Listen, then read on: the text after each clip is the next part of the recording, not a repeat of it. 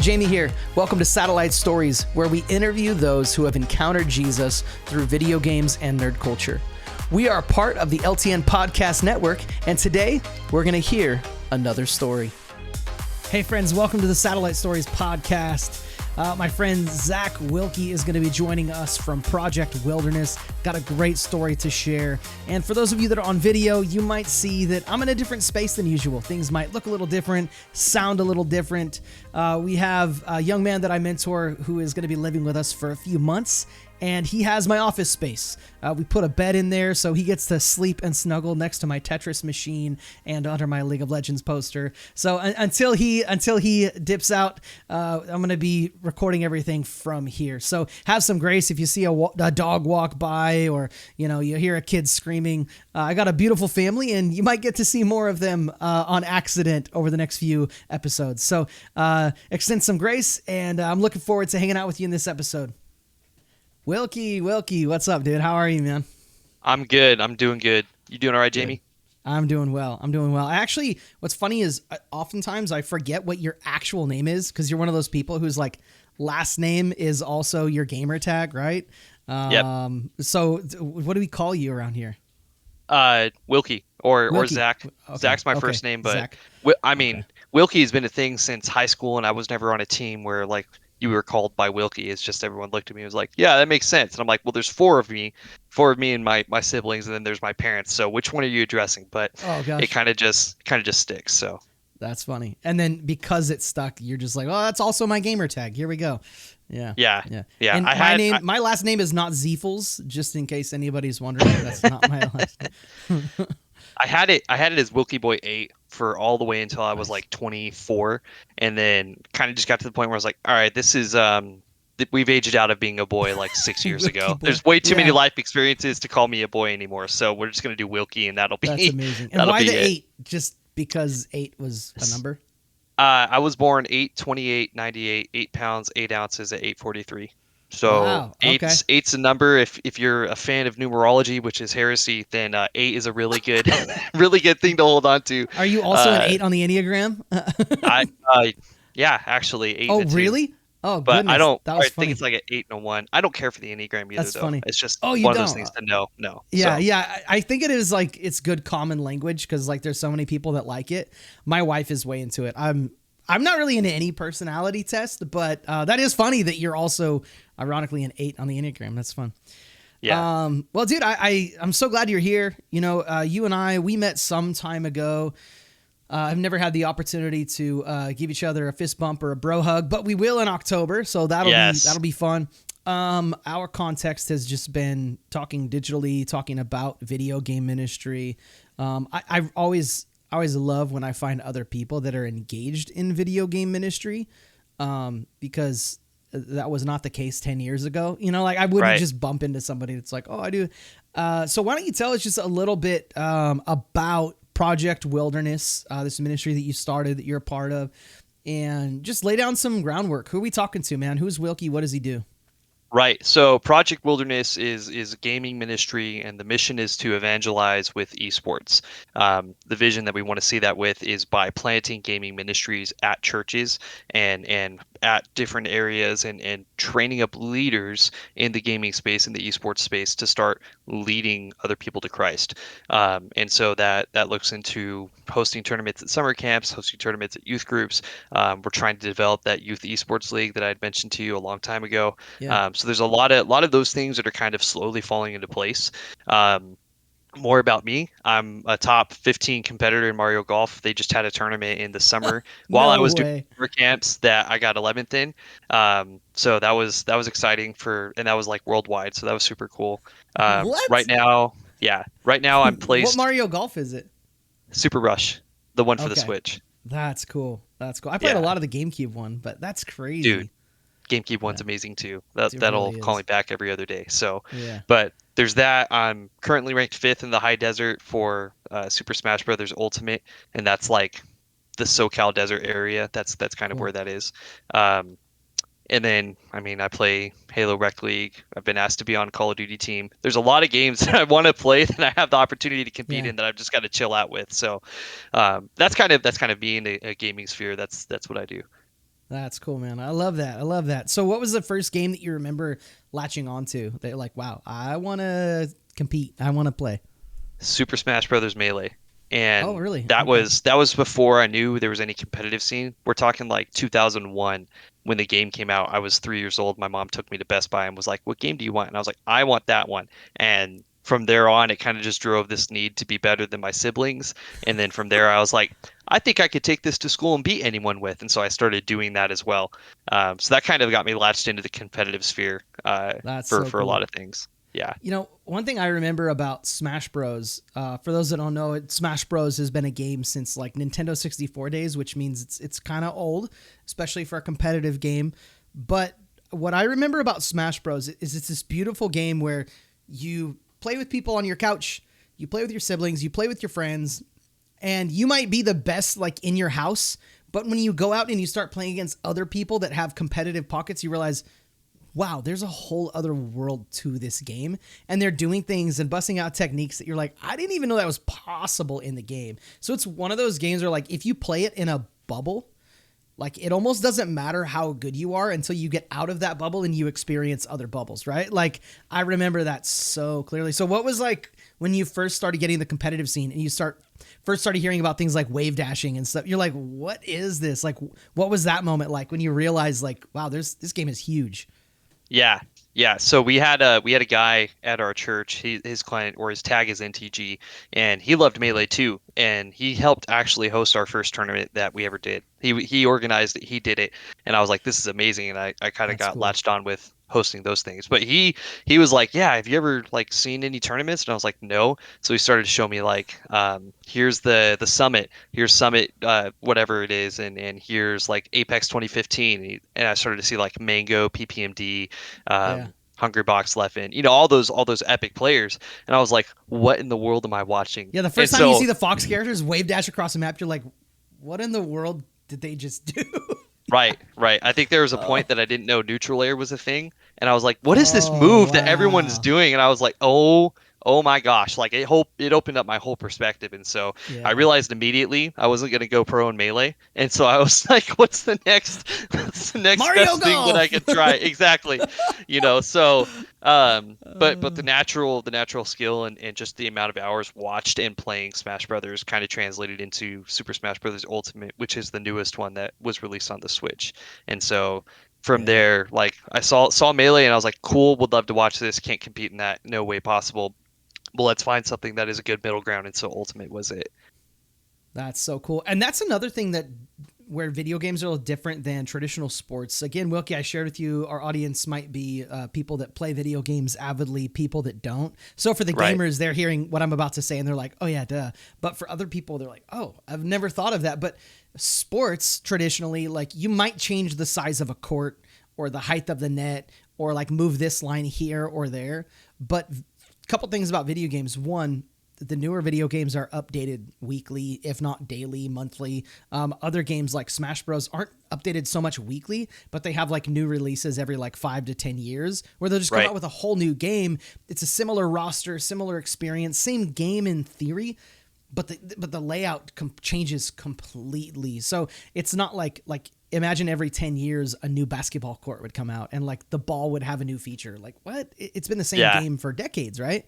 Video games are so much different in that way. So do you find it like when new releases of games come out, like let's say Mario Golf for example, because the GameCube one was just so cool. Did that like discourage you at all as somebody who wanted to compete with that game, or was that kind of like a new challenge? There's new challenges that come with that, but there is a lot of discouragement because it's like, okay, if you're good at this, you're good at this for what, 2 to 5 years, maybe. Call of Duty, you're good at it for what, a year and a half, and you've got to Yeah, learn an entire new game, movement, guns, everything else. So when they come out with new games and new iterations of stuff, it's like, this is really cool. I think I can do this. And I remember when Ultimate came out, I told my family, I was like, this is the game I'm gonna go pro in.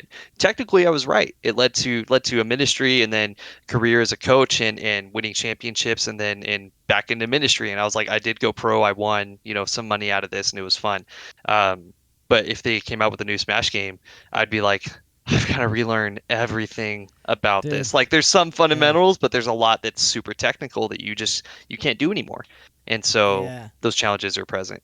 I think one thing I like about when new games release is it does give an opportunity, an easier on-ramp for people that maybe haven't played the game historically to like enter the scene, right? So like, you know, if a middle school kid today wanted to learn how to play Smash Bros. Melee, like the door to entry is just like it's so hard. It's so tough. You know, most of the average age of the player of Smash is like 30, you know, of Melee is like 30.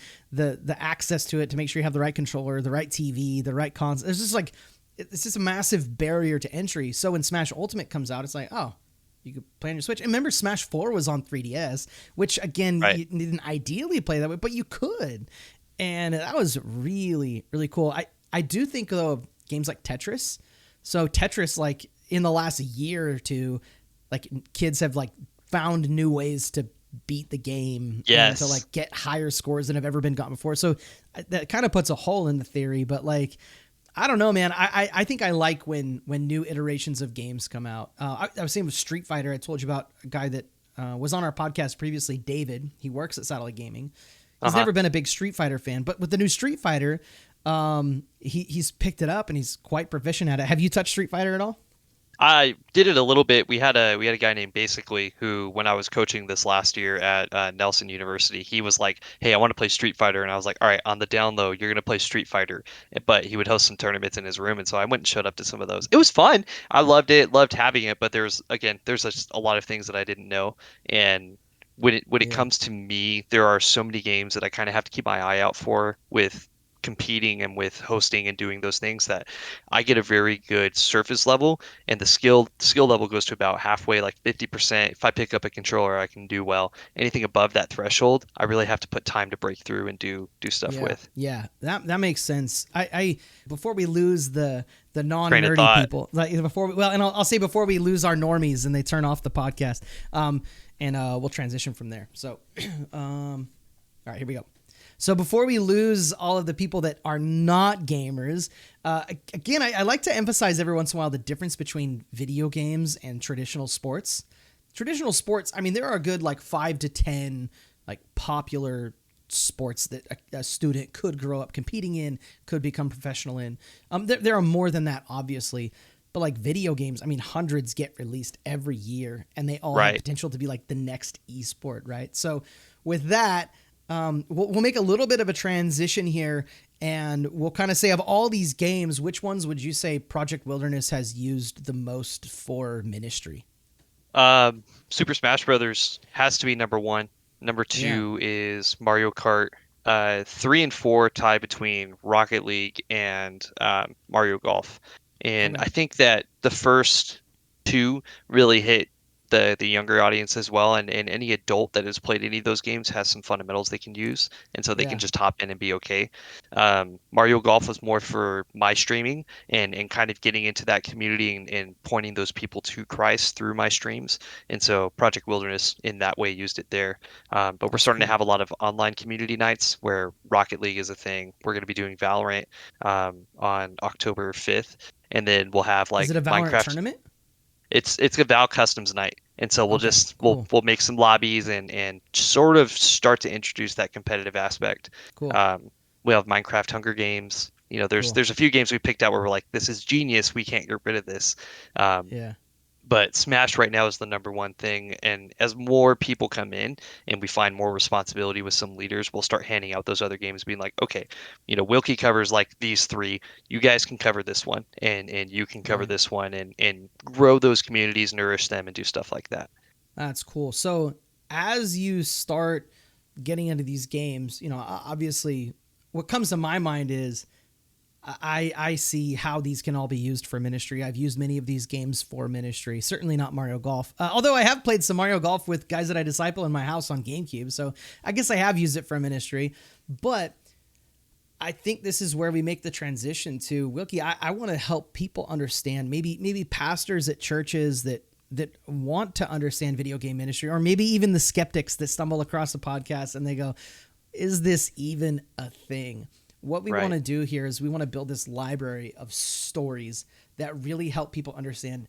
Yes, we have all these technical nuances that we ramble about, but when you break down the fact that like this is just a tool for ministry and for winning souls to Jesus.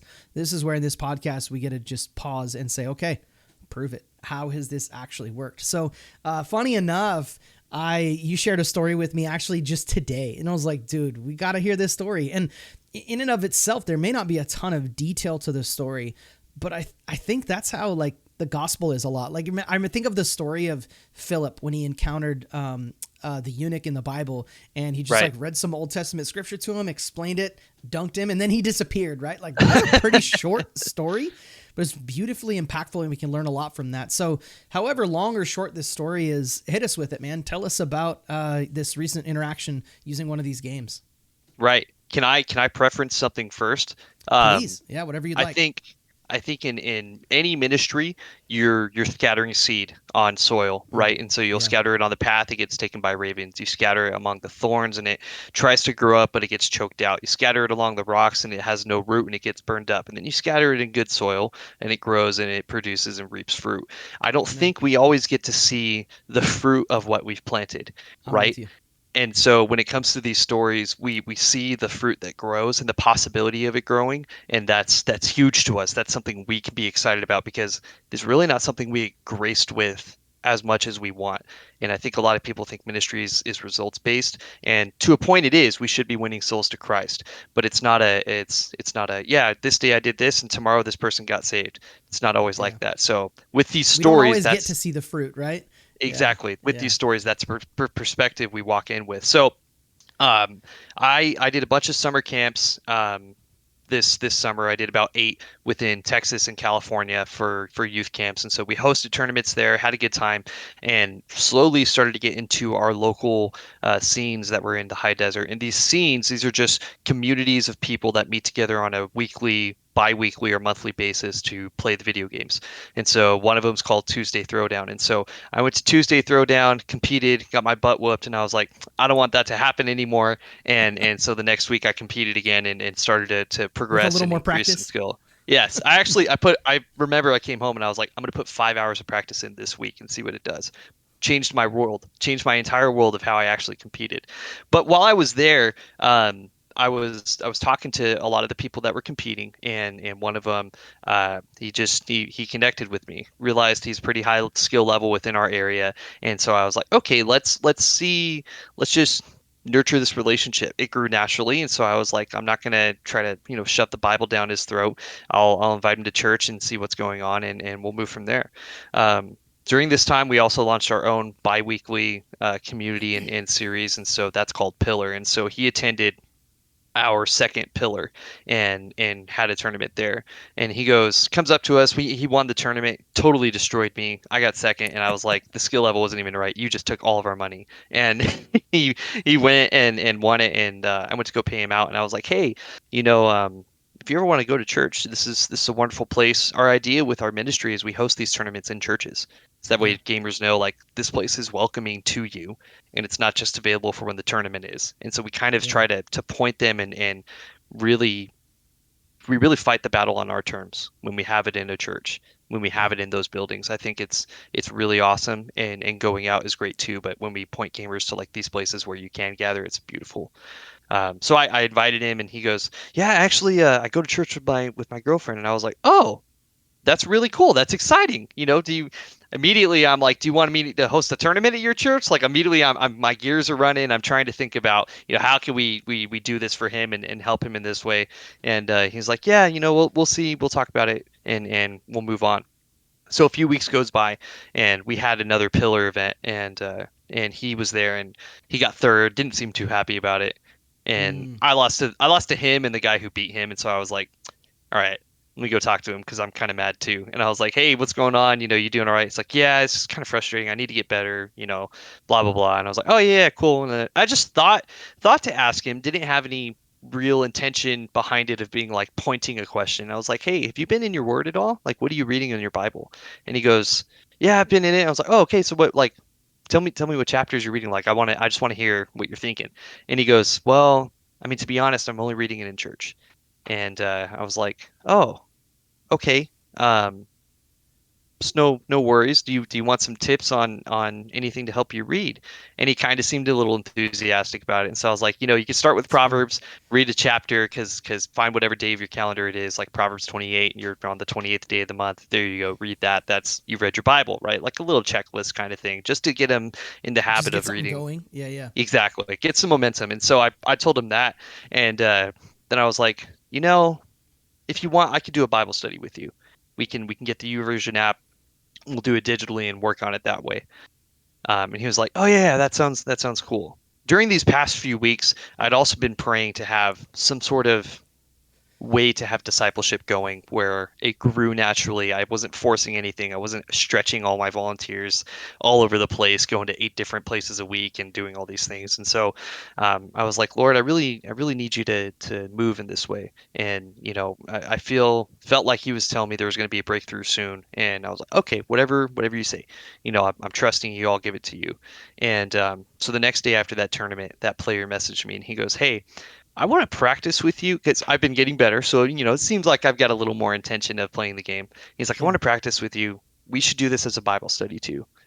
He's like, "What day of the week are you free?" He's like, "You free Wednesday?" I was like, "I'm at church Wednesday. Let's find another day where we can get this for you." And so that's kind of the Yeah, I'll story. move We've anything but church. I'd even move church if I have to, right? if Like I just if I could move church, honestly, like I would try to find a way to get it yeah. covered and then justify being like, "Hey, I'm going to go disciple this person." But Right. we need to be with the So good. body. So Yeah, man. that's the story. Lots of prayer that led into that conversation. Lots of intentionality with just loving on the person and having the same common interest. And Yeah. whether I was good or bad, he still wants to practice. He still wants to play and improve. And there's some sort of community that we have. There's some sort of way that people are drawn to us as believers. We're the salt and light of Yeah. the earth. And so when we go into those spaces and we show that, we are attractive to other people. And it's not something we can do. Like, I'm not beating him at tournaments. I don't know why he wants to practice with me. I don't have much skill that I can show him is better. I don't have much Yeah. of anything else, but what I have is the saving grace and knowledge of Jesus Christ as my Savior. And I have that same love that He's given me, and I've poured it out onto Him. That is what's attractive. And so He sees that. These people will see it, and they'll move and draw closer to it because it's something they want, something they crave. Yeah, They yeah. see the goodness and they want that. So that's kind of the story. That's the amazing thing that's been happening. And so tomorrow, actually, the podcast is getting posted later for sure, but tomorrow we'll be meeting and doing our Devo in practice, and we'll continue to do that on a regular basis. So it's exciting. These That's organic so things cool, that man. grow, the ways to minister. It's pretty wonderful. So Yeah. I love that, Wilkie. Man, I appreciate you sharing. And I think as you share, like I try to listen and think like, man, one, what can I learn from this? Two, like what can I add to maybe make, hey, here's some perspective, here's some cool other things. It's stories like this where it's like, maybe we just have the story be enough, like, and then God does whatever He wants with the story. But as I do here, I hear things that I want to affirm and kind of like piggyback with you. And then this is something I think you can show people in your community or people that are interested in like, what does Project Wilderness do? I think something that is cool is to see someone else like in a different part of the world that shares our philosophy and using a church building. mhm, So we had a story where there's a Smash Bros community, Salem Smash Fest here in Salem Kaiser, and they actually use a space that is kind of a shared space with us. It's another community building here in town, and they had a big annual tournament coming up. They're like, "Man, Jamie, do you have a space we can use? Because like we're a Smash Bros community, we don't have the budget and the overhead to afford like a really good venue." And the mhm, crazy thing is, churches, if they had soccer fields that were not used by the community throughout the week, like what a travesty. If they had like basketball courts that were not used by the community, what a travesty. And unfortunately, it happens too often. And like churches have basketball courts and the only time it's used is for like youth group, and like that to right. me, it bums me out a little bit. And that's not a dig on the church. It's just maybe a challenge a little bit. And I think we do the same thing with our homes, right? Like my wife and I have a hot tub. If we only use it for us, like how lame is that? Like, no, we share it with people. We have people come over and we have barbecues and we let people hang out in the hot tub. Like it's super fun. but churches have the closest things that your community has to an esports stadium. Like, Yep. they have AV, they have like video production, they have a projector, they have audio, they have seating, they have staging, probably have screens on wheels for Sunday school. You know what I mean? Like, we have everything you need in an esports stadium. And then we have volunteers at like that want to just make cookies for people. Like, hey, we got a bunch of gamers showing up. You want to make cookies? Like, Right. I love that you're using church sanctuaries as esports arenas. I think it's right up our alley, and I think it's beautiful to hear a story of fruitfulness that comes from doing that. So, what was like when you did this at the church? Have you shared this story with other people in your church yet? Not yet. I might have last Sunday. They had Also, me go on Zeef joined stage us. and Zeef is my dog. This is not my normal legendary. streaming setup space. And hey, Zeef, hey, say hi. We might cut this out. We might not. Zeef, hey, What are you doing? are you deaf? No, we're cutting that out. So let me ask that question again. So have you shared this story with people at your church yet? Yes. I've shared it with a few specific, like closer people. I believe I may have shared it with the congregation. They have me do the transition time, and sometimes, dude, I Cool. get up there and it's a blur. I get up there, say things, I praise Yeah. God, and hopefully I've not spit out any heresies. You know what I mean? Like it's, Dude, yeah, it sometimes just Like, happens that God, way. I pray they So forget anything I said that is stupid, and they only yeah, remember good things. Yeah. exactly. Yeah, So, that's funny. but we've shared it with a few people, and there's major wins there, and I think sharing it with the congregation as well is something that's huge to get up and have the Yeah. opportunity to do so, because they're part of it. I mean, Yeah, honestly, man. the local church may not be Project Wilderness, right? May not be the Yeah. 501c3 organization, but the local church gave us the ability to have the tournaments Yeah. to lead and point other people to Christ and discipleship, and Yeah. so it's Their I think that's tithe something that's pays the power bill so you can plug in your console, like that's exactly. good, man. Yeah. Share Yeah. that with them. Oh, that's so good. I love that. So another thing that I heard you say was just like when you found this encounter with this individual, you're kind of like, there's something here and I want to capitalize on that. I'm reminded of Luke chapter 10, when Jesus said, go door to door. And in the short version of it is in search of a person of peace. So we have a training we do at Satellite Gaming. And I'm sure that it's shared philosophy. I'm sure we agree on it, but it's the idea of going lobby to lobby or game to game in search of a gamer of peace. Go from tournament to tournament in search of a gamer of peace. Cause you probably meet a lot of people where Jesus would say like, wipe the dust off your feet and go to the next town. Oh yeah. A whole Yep. lot of that. But when you meet that person, it's almost like the other 100 tournaments that you've been a part of or you've done or you've seen where maybe you didn't get to see the fruit. It's like, this is it. I'm latching on to that. I'm latching on to Yes. that. So maybe speak to that a little bit. Like maybe even share like experiences. You don't have to get specific, but like where it hasn't always worked out this way, right? Because we're not making a claim on this podcast that like every time you use games, there's fruit. I believe there is, like there are seeds planted and seeds thrown and we don't always see the fruitfulness, but like share with me maybe times where it did fall on loose soil or it did not fall in a place where you've seen stuff like this. I went to main stage in 2019 in Southern California. It was a big Smash Brothers major. Okay.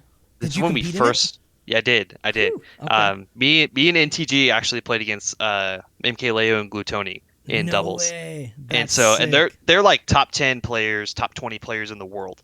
Yeah. Back then they were like number 1 and 3. So it was like we Jeez. had like the worst card draw ever. And so, we tried to, we played, we got obliterated. I played Lucas, and he's a character that has a few things called a meteor smash. So he has two Yeah. different ways to do it. I got both of them in one at the same time. I jumped up in my chair. Wow. I was like, let's go. The match was still going, and we ended up losing. I don't care. That was the coolest moment of my entire Yeah, career. dude, Until something yeah. else tops it, that's it, right? Like Yeah. that's the pinnacle of how good I was at one point for 2 seconds. Yeah. But I remember at that tournament, it was kind of just a good learning experience. But those people were there to compete, and trying to, like, I tried to pray with them, tried to, just show them a little love. They weren't having it, and this isn't a dig on them as people, but it's the fact of the matter of like you have to find those spaces where people are going to be open, where there is that house Yeah. of peace to let your peace rest on them, because we can ask for that, we can try to present the opportunity, but if the door is shut and it's not opening, you have to go move on to your next house. Yeah. and You and have so I to. kind of realized, like, those tournaments, those people are there to compete in that bracket in that moment. There's courtesy within that. And so it's like, okay, I'm not going to try to give you the gospel message right after I've beaten you or you've beaten me. Yeah. We've got to live our lives in a way that creates the interest and the ideas, and then use that opportunity to speak, not speak Yeah. first and try to present the gospel like that always. There's That's so definitely a cool. nuance to how you do those things. So that's one of those ways I learned where I was like, That's all cool. right, if we're competing for competing time, you need to compete. And when you're out of it, when nobody's thinking about it, that's when you can, be a Yeah. little bit more verbal and stuff like that. What's funny is we didn't even talk about me asking you that question, but I was like, I'm gonna ask about a time where like maybe it didn't work out, and I was not expecting to hear a story of MKLeo, so that's pretty cool. That makes me happy. That was well worth. Well, Wilkie, man, I really appreciate you. I appreciate you taking the time to share this story. I'm sure there are other stories, and hey, if there's ever one where you're like, dude, Jamie, like, this has to be in the library, man. This has to be in the Satellite Stories library. You just reach out, you tell me. And I just thanks for the time. And that's to anybody listening. If you have a story of video games being used as a way to see Jesus, heaven on earth, please reach out and let us know. Man, Yeah. Wilkie, we could talk for hours. I'm sure we have done that several times. Yes. But is there anything else you think that, like, whether it's somebody who is a gamer that just needs a pick me up, needs to hear that, like, hey, this is worth it and this works? Or is there maybe something you would say to non-gamers who love Jesus, who don't fully understand, video games as a tool for gospel advancement? Is there anything you'd like maybe those are those target audiences to hear? I think there's something that everyone can hear, and that is, especially me and you, as being in gaming ministry, having to oversee a lot of responsibilities. We have priorities in place before we play the games. Yeah, That's playing games is fun. It's part of our ministry, but our ministry isn't entirely for our own pleasure. It's for the yeah, kingdom of God. And so with that, my priorities always have been and will be my relationship with Jesus personally, and the time I invest with the Lord, and then it's my family, and then it's my work, and sometimes we're lucky and our work in ministry could be the same, but you've got to yeah, pay rent, you got to pay your bills, you got to provide for your family if that's what you've been stewarded to do, yeah, and yeah. then it's your ministry. Find your list of priorities and line them up, because if you're not putting God first, you're not going to have any fruit in what you're doing, and you're not really benefiting the kingdom because you're talking about a God who you don't know. Yeah. And that doesn't, I don't see how we can live life as believers and say that we are and we really aren't. You know what I Yeah. mean? So I I love think I that. think for gamers, have those priorities set, and when you're meeting those things in line, trust that whatever you're doing with your gaming, whether it's just a hobby or you're going out to minister or you're competing, that God's going to bless it because you're Yeah. you're honoring him first. So to the non-gamers, we do real things. We touch grass, we go outside, we work jobs, Hey, we don't take care speak of our for all of families. us. I'm No, sorry. I'm kidding. I'm kidding. We don't No. all have long hair like Jamie. Some of us keep it somewhat Yeah. trimmed. I'm Yeah. sorry. That's funny. No, I love it. I That was love it. weird. Make the long hair jabs. They're fun.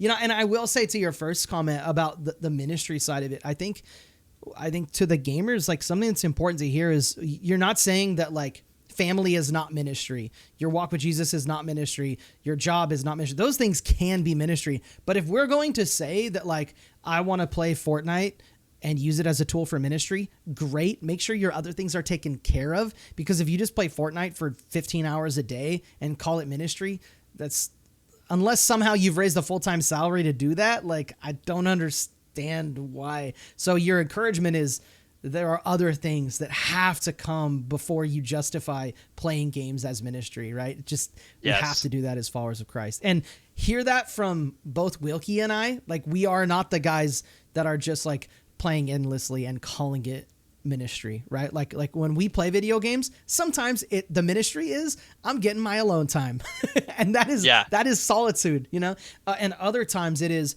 I'm gonna play Supermarket together with like 8 youth, and we're gonna go nuts, and we're gonna crack the whip a little bit, and it's gonna be fun. And then afterward, we're gonna have a conversation about how fun that was and how opportunities to love Jesus can come from that. So, dude. Right. I love those words, man. I love your encouragement. It looks like Zeef is done. He's ready to go outside. Wilkie, any final words? No, I think No. I've said all I need to say. If we Okay. keep talking, we're done. We're cooked. Yeah, I'll just say it 5 more times. Any final words, and we just keep going. So, all right, with that, Wilkey, I love you, man. Community, thanks for listening to another Satellite Story. We will see you next time. Thanks for joining us as we grow the library of Satellite Stories. We'll see you next time, and don't forget, Jesus loves you, nerds.